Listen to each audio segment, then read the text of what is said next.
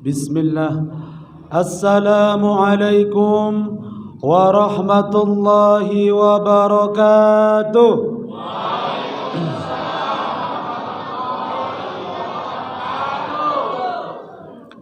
Hamdan wa syukran lillah, salatan wa salaman ala rasulillah.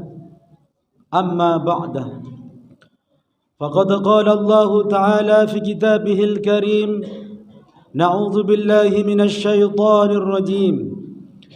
Illa man taba wa amana wa amila amalan salihan faulaika yubaddilullahu sayyi'atihim hasanat wa kana Allahu ghafurar rahima. Sadaqallahul azim. Pada malam hari ini Bapak Ibu, saya kedapatan judul yang sudah diamanahkan pemerintah di malam ke-8 itu. Judulnya, simak adik-adik yang baik, yaitu bertaubatlah sebelum terlambat. Yang kami muliakan serta orang tua kami, adik-adik kami, saudara-saudara kami yang insya Allah Allah muliakan. Amin. Jamaah Bapak Ibu yang dimuliakan Allah Subhanahu wa Ta'ala, dari judul yang sudah diamanahkan menyentuh hati kita bahwa perjalanan hidup manusia selalu diarahkan dan dibimbing Allah Subhanahu wa Ta'ala di jalan yang lurus. Terbukti ketika kita salat selalu meminta sama Allah, ihdinas siratal. Karena apa Bapak Ibu? Tanpa kita sadari kadang-kadang kita membelok, kadang-kadang kita lurus lagi, kadang-kadang belok lagi. Makanya Allah ingatkan dalam perputaran waktu itu, selalulah kamu menempuh di jalan yang lurus, karena setiap saat dirimu akan terjerumus dan bersiap-siaplah untuk kembali. Maka sebelum terlambat Bapak Ibu yang dimuliakan Allah Subhanahu wa Ta'ala, maka cepat-cepatlah kita kembali kepada Allah Subhanahu wa Ta'ala. Makanya Bapak Ibu, kata-kata terlambat ini pasti terpikir dalam otak kita ini adalah kalau kita sudah meninggal. Alangkah buruknya kalau meninggal itu hanya dialami oleh orang-orang tua. Maka betapa bahagianya anak-anak muda itu. Wah, saya masih muda Pak Ustadz, jadi saya meninggal masih lama. Oh tidak, meninggal tidak harus lihat usia. Betul Bapak Ibu? Dan meninggal itu tidak harus diawali huruf A, seperti nama saya Aris. Ada kadang-kadang huruf Z, kadang-kadang huruf J, dan Allah Subhanahu wa Ta'ala yang tahu. Maka bersiap-siaplah kita akan menghadap Allah Subhanahu wa Ta'ala sebelum terlambat. Pak Ustadz, memang bisa terlambat. Oh bisa Bapak Ibu. Sesuatu itu bisa terlambat ketika dua hal ini menyertai Bapak dan Ibu. Apa itu Pak Ustadz? Yang pertama, ketika nyawa sudah di dalam kerongkongan. Bapak Ibu, saya punya tetangga, itu nyawanya itu ada di sini Bapak Ibu. Mohon maaf, jangan dibayangin. Teriak-teriak Pak. Mau dipanggil ustadz sekalipun, diruqyah sekalipun, nyawanya ditarik ulur oleh malaikat. Wah. Gimana Pak? Bapak bisa bayangin Pak? Kalau sudah sedemikian, Bapak Ibu tidak akan pernah bisa bertobat lagi kepada Allah Subhanahu wa Ta'ala. Sakitnya, pedihnya kalau sudah sampai di sini kita sedang asik-asikan bermaksiat Bapak Ibu. Maka seakan-akan kalau kita di sini ini, Masya Allah, berada di taman-taman surga. Setelah pulang dari sholat tarawih ini Bapak Ibu, selalu kita berhati-hati. Jangan sampai kita belok lagi. Sampailah kita sampai di situ lagi minum minuman keras, sampai deh nyawa kita Bapak Ibu. lagi kita malas-malasan sholat tarawih, begadang, ngobrol di kafe, sampailah nyawa di situ. Na'udzubillah summa na'udzubillah.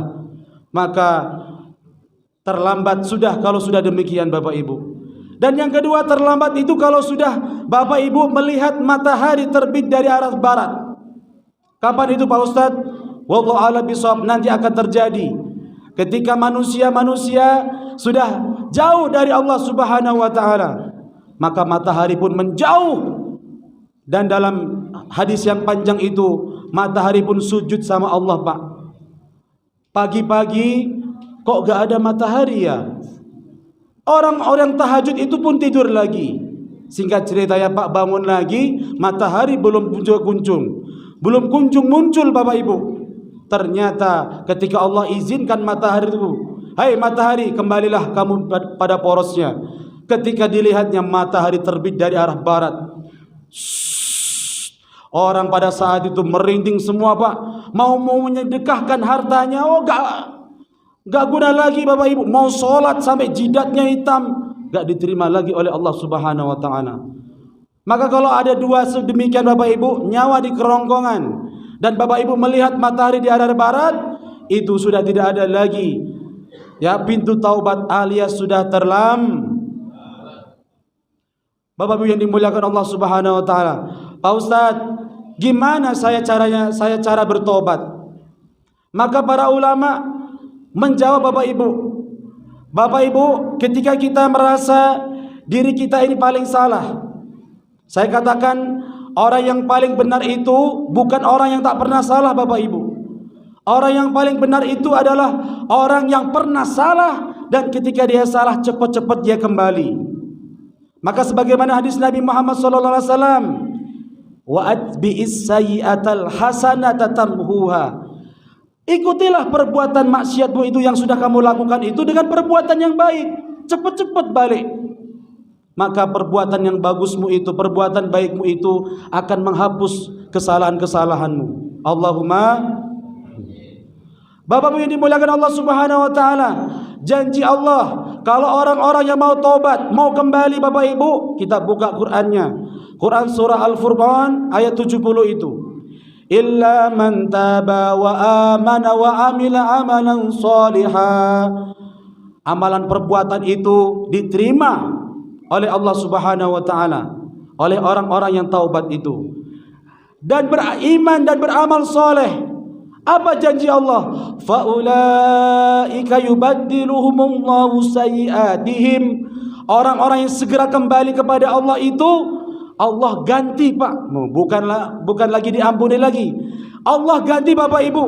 Kesalahan-kesalahan ibu itu diganti sama Allah dengan hasanat, dengan kebaikan-kebaikan. Wa kana Allahu ghafurur rahima, dan Allah itu memang Maha Pengampun dan Maha Penyayang lagi bijaksana. Bapak Ibu yang dimuliakan Allah Subhanahu wa taala, kalau kita seandainya kita sedang bermaksiat Bapak Ibu, bayangkan seketika itu ada malaikat yang mampir Pak. Maka kita gak jadi kita bermaksiat. Ini anak-anak muda sekarang ini kan gampang bermaksiat karena dia tidak nyangka bahwa ada 40 kali malaikat maut itu mengunjungi kita Pak. Ada yang mengatakan 70 kali dalam satu hari, satu malam. Waktu mau tidur, malaikat maut datang. Udah waktunya belum ya Allah? Belum, balik lagi. Bangun tidur, malaikat maut datang lagi. Udah belum ya Allah? Belum. 40 kali Pak, mondar-mandir malaikat maut. Seandainya Allah bilang, iya sudah saatnya. Pada saat itu kita sedang sujud, dicabut nyawanya. Alamat husnul Masya Allah, indah sekali Pak. Maka Bapak Ibu jangan pernah mengejar jangan pernah ketinggalan takbir bersama imam Bapak Ibu. Ini ada seorang imam Masjidil Haram, ketika dia sholat berjamaah di Masjidil Haram itu dia berdoa, ya Allah, wafatkanlah aku ketika aku sedang sholat. Apa yang dibalas Allah Subhanahu wa taala Pak? Ketika dia takbir Allahu Akbar, langsung leprok jatuh. Alamat indah sekali meninggalnya Bapak Ibu yang dimuliakan Allah Subhanahu wa taala.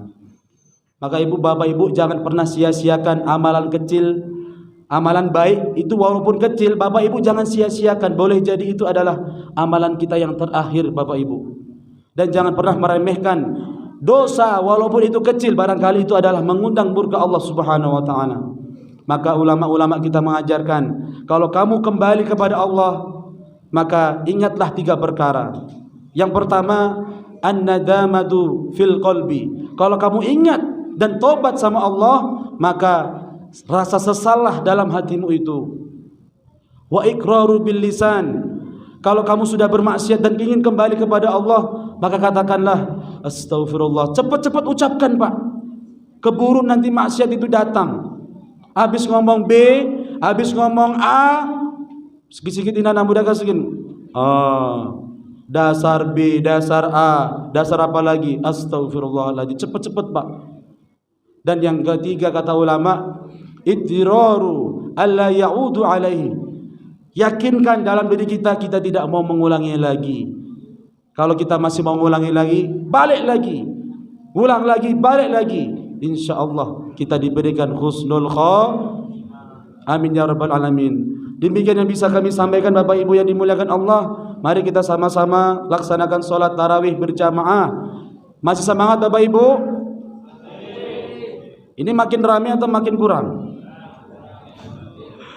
Niatkan karena Allah. Ya, mana tahu Pak, ya hari ini adalah karunia Allah. Kemarin itu adalah sudah masa lalu Pak. Kalau hari ini kita hidup, Allah kasih karunia untuk kita perbaiki. Kalau besok Pak, itu misteri. Siapa yang tahu? Kita tidak ada yang tahu kecuali Allah Subhanahu wa taala. Hari ini harus lebih baik daripada hari kemarin. Dan kalau hari esok kita hidup, harus lebih baik daripada hari ini. Alhamdulillahirabbil alamin. Usikum nafsi bitaqwallah. Assalamualaikum warahmatullahi wabarakatuh.